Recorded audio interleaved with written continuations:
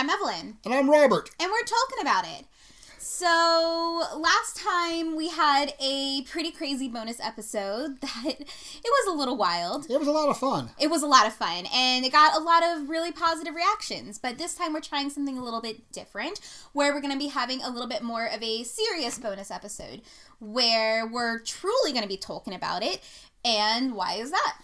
Because we're going to talk about Tolkien's life between birth and up to the publication of The Hobbit. That's right. He had such an eventful life. We really had to split this up into 2 sections. That way it didn't get too long. At least 2. At least 2. Because even the time period that we are covering could probably fill a book. That's true, yeah. We're only scratching the surface of this, and there's several topics that we'll mention that we're going to be doing bonus content on even more in depth later.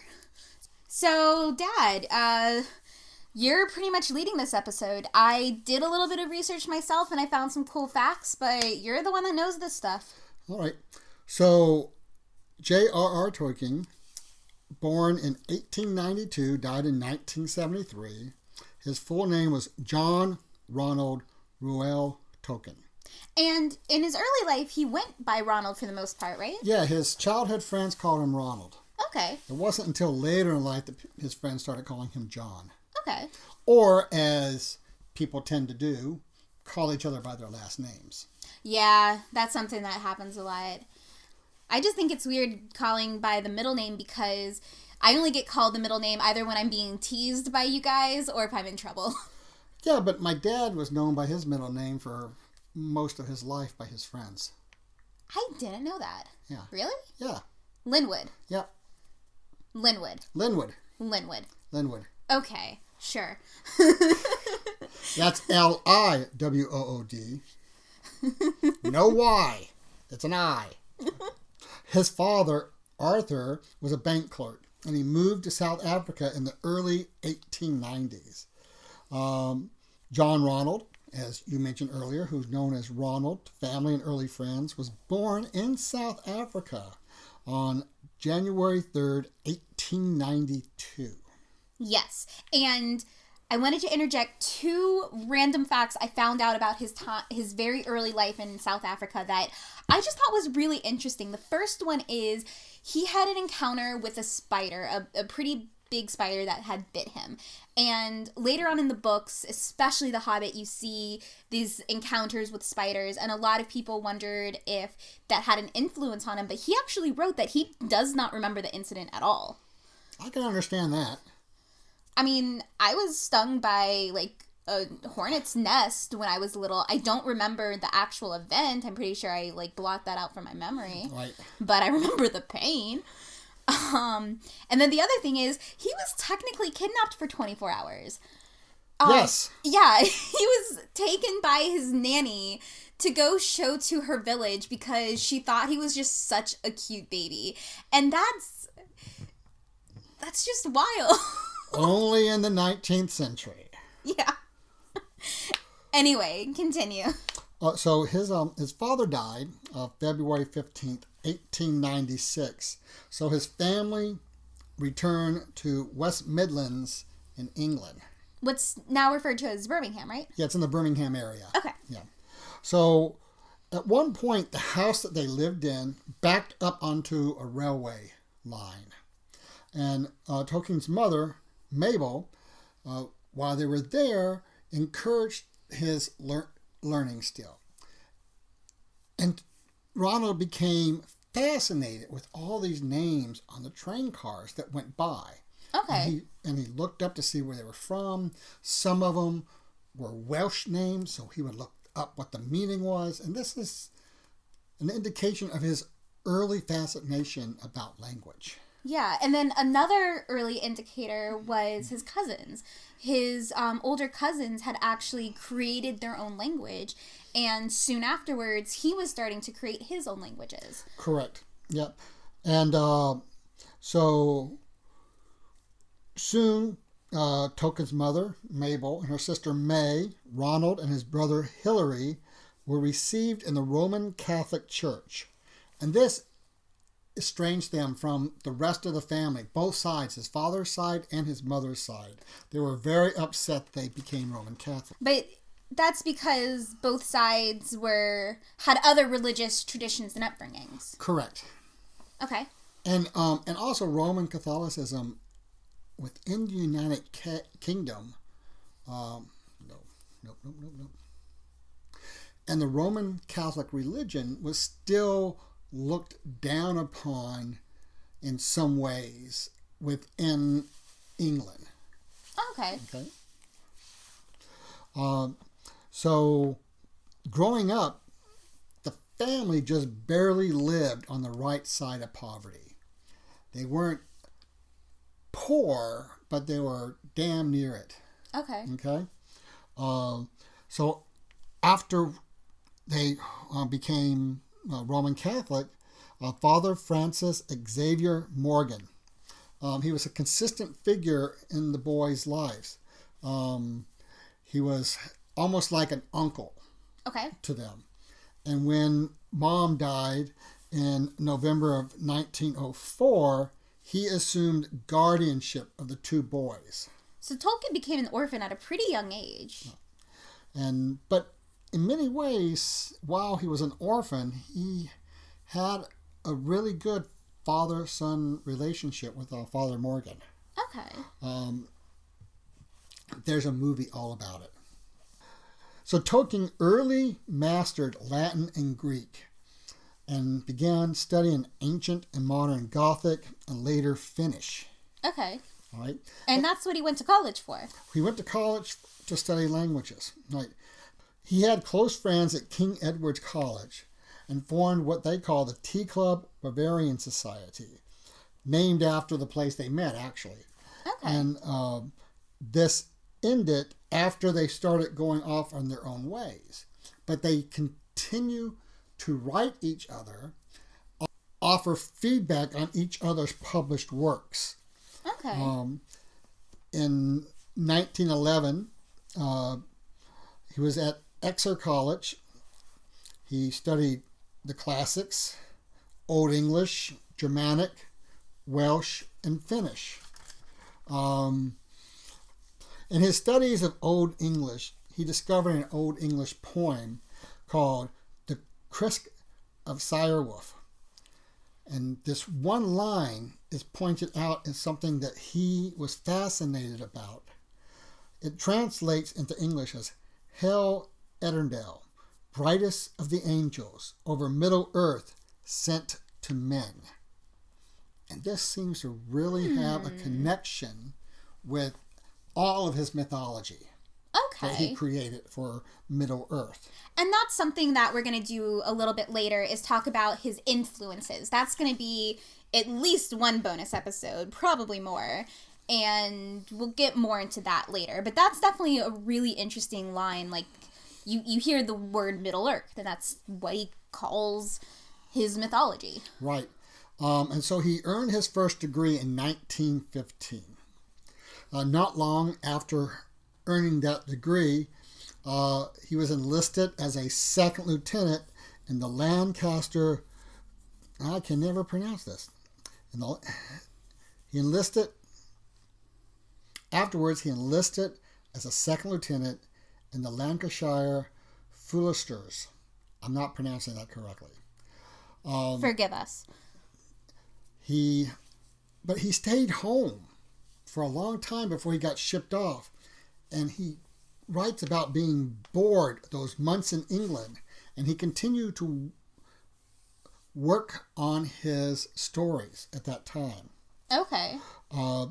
Then he and his beloved Edith married on March 22nd, 1916, before he was disembarked from England and ended up being shipped to France. Now, speaking of Edith, he knew her for a long time. Right. They were childhood sweethearts together, almost. Right. Like, they met at the orphanage where he lived.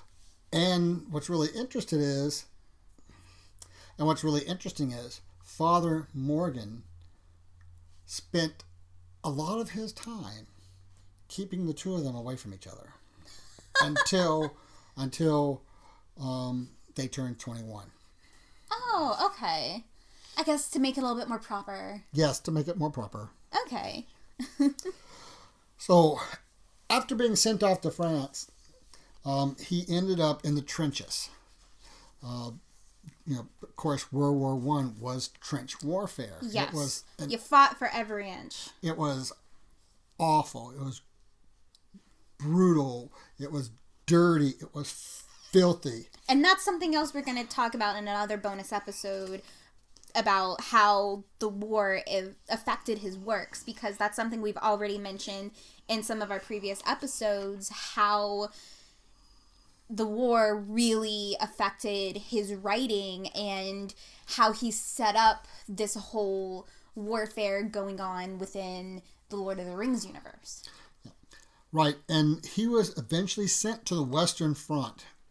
And while he was there, he contracted what was known as trench fever, which is a typhus-type disease. As he went back home to recover, he started working a little bit more on his stuff. And eventually he found out that all but one of his old friends from the Teacup Barbarian Society was killed during the war. Aww. That's too bad. And he actually dedicated some of his works to them. Okay.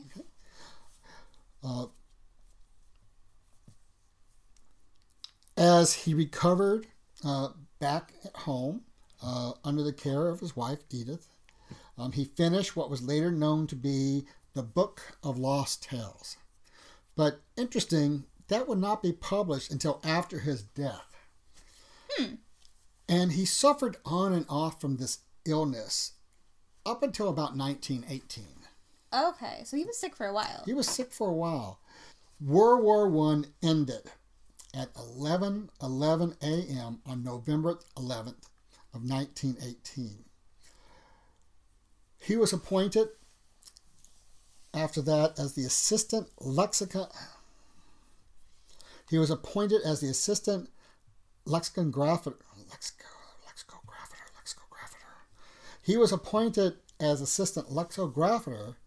on the New English Dictionary, which we knew it as the Oxford Dictionary. So he was really a word nerd. Yes, he was. He's a real word nerd. Yeah, he did a lot of work on origins of words. Oh, that's right. I remember when I was reading, he especially worked on Germanic words. Correct. Origins. Yes. Okay. And during this time, he read one of his works from Lost Tales to what was known as the Exeter College Essay Club, and it was well received by everyone. Okay. He was there for a while. Later, in 1922, he was appointed as the reader, or what we would call in the United States, an associate professor in English Lit at the University of Leeds. So while he was at Leeds, he began to collaborate with Eric Valentine Gordon, who was known as E.V. Gordon, on what became a well-received edition of Sir Gawain and the Green Knight. Okay. And he continued to work on his Book of Lost Tales and working on his invented Elvish languages. Oh, so that's about when he started working on those. Because I knew he worked on them for a long time. Yes, he did.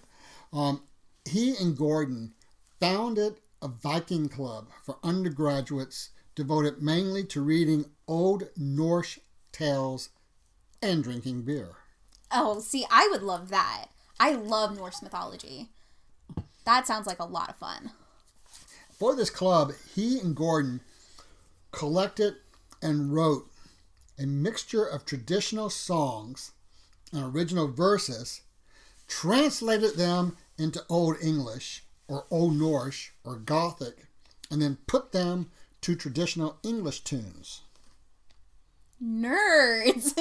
and apparently the students loved this. I mean, I feel like I would have loved it, honestly. That sounds epic. Yeah. So in 1925, he left Leeds and became the Rawlinson and Botsford Professor of Anglo-Saxon at Oxford. Okay. Yeah. So for him, returning to Oxford was like going back home. Okay. You know, Some of his most influential work and lectures included Beowulf, The Monsters and the Critics, and essays on English and Welsh. Now, I have actually read a little bit of his Beowulf papers because I'm a little obsessed with Beowulf. I don't know why, but ever since high school, I've loved it. So that might be another thing we talk about because I just love Beowulf so much. And then in 1945, he switched over to the chair of the Merton Professorship of English Language and Literature, where he ended up staying until he retired in 1959. Okay. We'll talk about this later, but it was here that he became one of the founding members of a group known as the Inklings. Yes, because something that I am slightly obsessed with is C.S. Lewis, but also the friendship between Tolkien and Lewis. And so that's a bonus episode that I've been wanting to do since we started this whole thing, so I'm excited for that one, especially just talking about the Inklings, because there's some prominent members in there. Right, yeah. Some of their founding members included, like Evelyn just said, C.S. Lewis, Owen Barfield, Charles Williams, Hugo Dyson, and Warren Lewis, which was C.S. Lewis's older brother. Now, something I personally find very interesting is that he worked on the Jerusalem Bible. Yes. Now, the Jerusalem Bible was a Bible for the Roman Catholic world, English-speaking world. Right. And one of the things I find really interesting was that he worked on what was known as the Jerusalem Bible. Huh. The Jerusalem Bible was an English translation from the original Hebrew, Greek, and sometimes Latin sources. And it was the Roman Catholic English-speaking Bible. Huh. He is credited for his work on both the book of Jonah and the book of Job. This finished product ended up being published in 1966. Interesting. I knew about the book of Jonah. I didn't know the book of Job. Right. And actually, if you hear him say it, he provided a little bit of background to Jonah. Mm-hmm. Again, being that proper English professor, downplaying the importance of his work. He did that a lot. Yes, he did. He really downplayed pretty much everything he did. And I wonder if that's more just being proper, or if he really did just have, like, some low self-esteem in his writings. Perhaps. I don't know. I've not ever read anything any different, other than it just seems to be a trait of the proper English Oxford professor. Gotcha. Okay. So Tolkien continued to work on his mythology and his languages. And he told his children stories about these myths and about these languages. And he had 4 kids, right? Don't throw that out there. I don't know. Okay, sorry. I'm pretty sure it's 4. That's what I read. But anyway. Sorry for interrupting. But here is something I find interesting. According to all accounts that I can find, while Tolkien was marking examination papers, or in other words, when he was grading finals, basically, he found one student had left a page blank in his exam book.